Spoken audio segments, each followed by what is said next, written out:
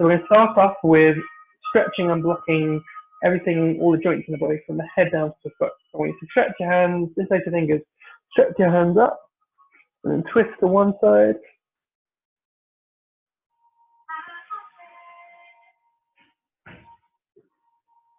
Change sides.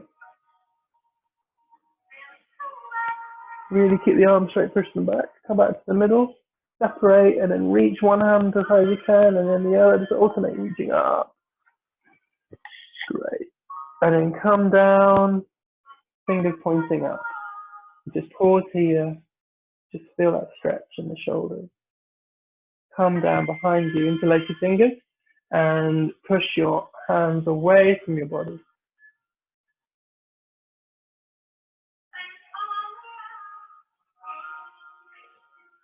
And come back here.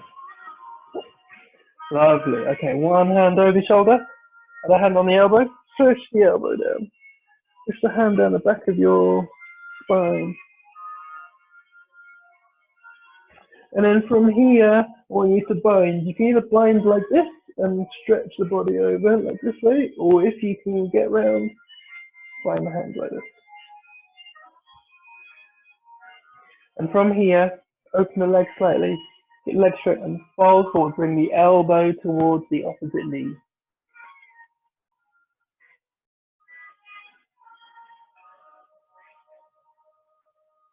Come up, separate the hands, release, rotate round, other hand over the other shoulder. Take the elbow, push down.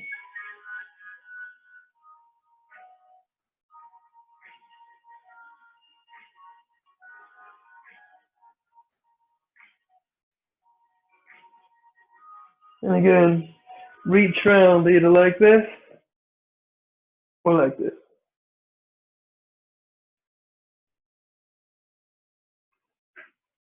Fold forward.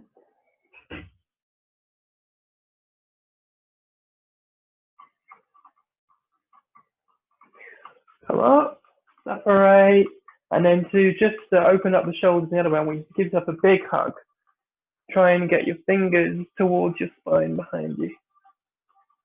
Good. Reach, separate the feet even a bit wider now, and then reach over to one side. We spend a lot of the time of our session stretching to get the body prepared for the vibrant work we're going to do with it and protect the health of our joints. So I'm 43, and I'm particularly aware that I'm not as robust as I might be, so I need to make sure that everything warms up gradually. And from the Taoist perspective of these practices, we're interested in the idea that the droplets of water will erode away a mountain eventually. So small incremental change, not big leaps that will risk health. Okay, take the elbows, keep the legs straight, fold forward. And just hang down here. Let the upper body slowly be elongated towards the ground through gravity. Enjoy that stretch. Now bend the knees, put your elbows on the side and start to circle the hips one way.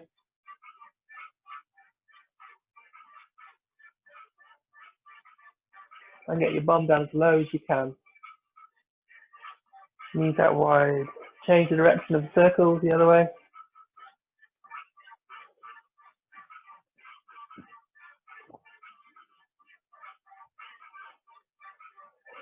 Okay, and from here, we're going to go into the warrior stance for the yogis amongst you. And one leg bent, one leg straight. In turn, it's called Gong, so a bow and arrow stance. So I want you to straighten and then just twist the hips over the bent leg.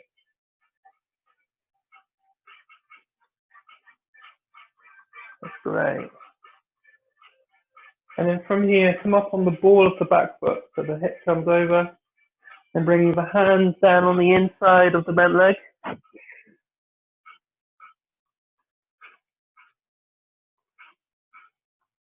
Good, and bring the knee down on the instep.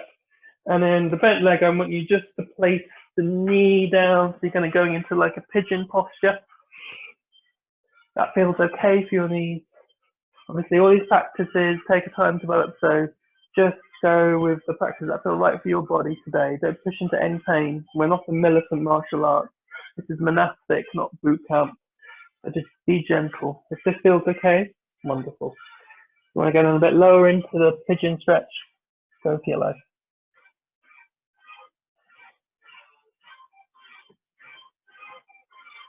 Lovely. And from here, place the foot back down, hips forward, low lunge, looking up.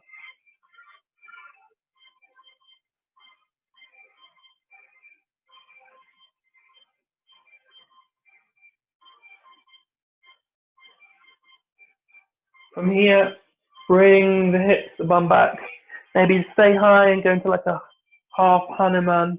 Or if you know that your knees and hips are okay, let the bum come completely down on the back foot.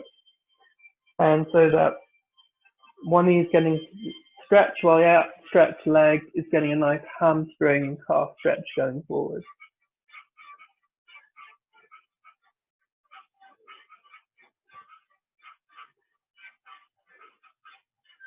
And then from here, coming forwards again, bring the foot down. So this is from our warrior posture. Now we're going to posture that's less known in the Indian yoga world. It's the low stance, creeping stance, waterfall stance, pull ball. So what we do from our waterfall posture, so from our warrior posture, the bent leg is when you turn the toes in on the bent leg. And then from here, let the hips come down. Keep the knee above the foot. Keep it aligned. But while the hips come down over the bent leg, the upper body is going to lean towards the foot at the end of the straight leg. So you're going to go down like a waterfall, flowing down from the top of the mountain down to the bottom. Just opening up the hips the other way. A really beautiful posture in both Tai Chi and Kung Fu and Chinese martial arts. Good. From here, you're going to swim the hips through to Gong warrior the other way. And twisting the hips over the bent knee.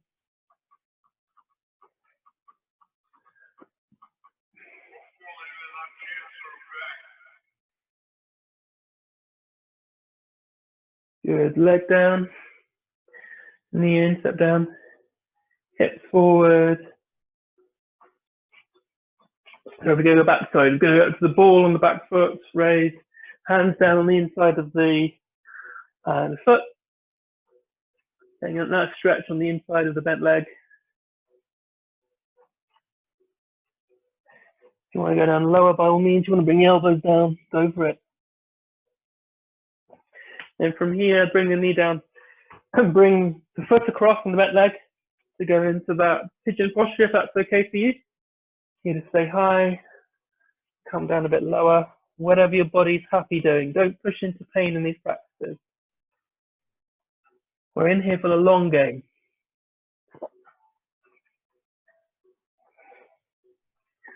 Good.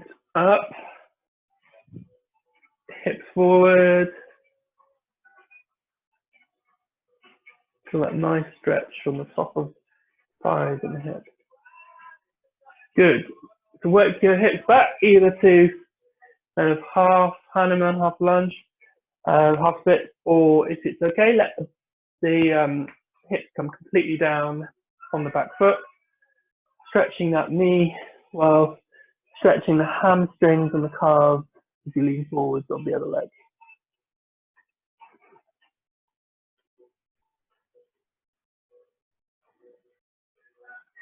Good. Now from here, bring everything forward again, foot up on the floor, bend leg in, turn the foot so it's 45 degrees, bend the leg and leg over that foot, arms up, let the hips come down, and then from here, lean the upper body to the other foot. So we've got the waterfall posture. You can stay high if this is tricky for you. If you want to loosen, you want to work on softening the hips. I was getting instructions, you want to soften hips, the softening to allow it to come down and contract the yin side or the yang expression over the length of the posture. And then just have your hands on your ankles or shins and just switch your hips from one side to the other. Good. Okay. And from here, and then in our lessons, we'd have at this point, going to quite a detailed and rigorous stretching routine around opening up the hips more. We do split stretching, things like that. For the sake of time, for the sake of your well-being at home, we won't go into that on the video, but we take the stretching into a bit more of a detailed focus in a seated way in our full lessons. Okay, come and find us after all of this and check us out and enjoy our splits training with us. Great. All right, so it's a circle hips one way.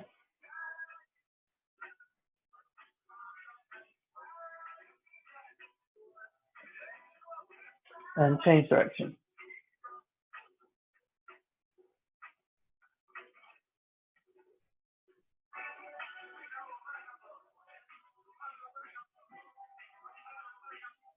Good, okay. Now we're going to do one more posture. It's again quite unique to Chinese martial arts, not really found in Indian traditions at all. A bit quite full on, so I'll talk us through it. So it's called Shiabu. It's a splitting stance, so twisting stance. So we're going to turn, by face the same way that you guys are. So we're going to turn the left leg, turn the toes up, turn it out, okay? And then from here, we're going to bring the weight down on the left leg and go on the ball of the right leg. And we're going to twist our hips around, so our hips go on more. And we want to make sure that the back leg comes a little bit closer to the leg, and then we're going to start to sit down. And the right knee is going to be tucked inside the left knee, okay? And he's going to come down. If there's pain discomfort, just stay in this twisted posture here. Everything's okay. You want to come down to the point where you're sat down in a twist. Gentlemen, you're going to need to work out where everything fits and goes, and it takes a little while to work it out, but just sit down, and the back knee is inside the front knee, back knee is not resting on the floor, it's suspended, and you're all kind of contracted, and then you're going to twist around like this, so you're like a sleeping dragon.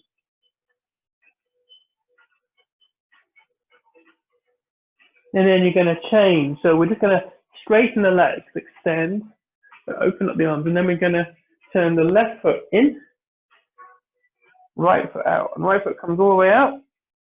Put the weight on the right foot. The left heel comes up on the ball left foot, and we're going to tuck the knee behind the front knee again, come down, and twist around this way.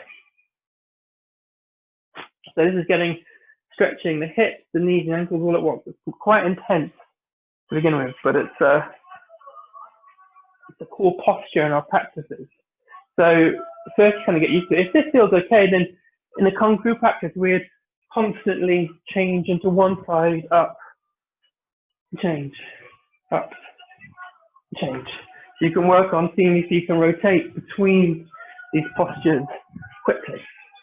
Alrighty, so we don't need any mats or knee covers anymore, so I can move up over that. Right, circle the knees one way.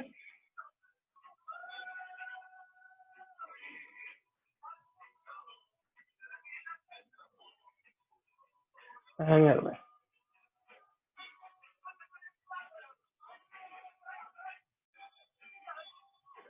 Good. And ankle and wrist. So you're going to interlace your fingers and start to circle the wrist. And then you're going to ball of one foot and circle the foot around the ball of the foot and match the movement of the wrist circling and the ankle circling. And then change the direction of both the wrist and the ankle. Good. And now from here, you're going to place the foot that you're circling on, place it flat against the floor. So you're going to go literally on the top of the foot, the top of the nails of the toes pushing down on the floor to stretch the front top of the foot. And the hand on the same side as that foot, so pulling the fingers back. Fingers are pointing down, pulling them back. So everything gets stretched back. Other side, circle one way.